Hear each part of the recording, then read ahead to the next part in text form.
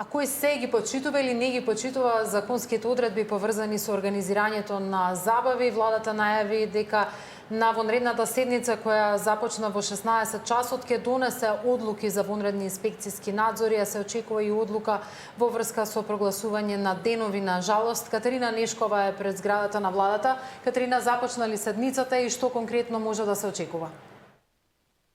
Да, вонредна владина седница по повод страшната несреќа, трагедија што се случи тринава во Почани, на која што се очекува да се донесе одлука за 7-дневна жалост на територијата на цела држава. Тоа секако дека ќе значи посебен режим на кој што ќе бидат поставени знамињата пред институциите и како ќе работат сите оние ресторани, кафулиња и така натаму.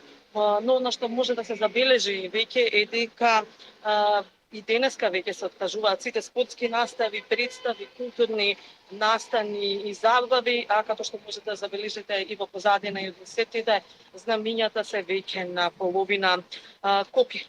По информациите дека имало неправилности во работењето на дискотеката во клубот и со лиценцата за работа, но и со просторните и техничките услови во кои што работел самиот клуб. Владата на оваа владина седница се очекува да донесе и заклучоци за итна и вонредна инспекција на сите ноќни клубови, дискотеки и ресторани, приведувачи на забави, како што информира од владата.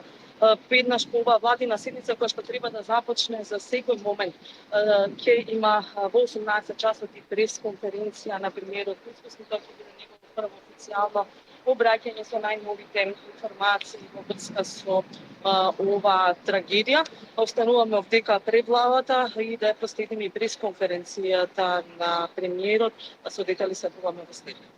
Катерина, во овој момент пристигна потврда дека она за што ти говореше е конечен заклучок на владата, дека ќе има вонредни инспекциски надзори, ригорозни казни за непочитување евентуално кој ќе биде утврдено од пазарниот инспекторат, но и заклучок за активирање на механизмот за барање на меѓународна помош во оваа ситуација. Исто така се прогласуваат и 7 дена жалост.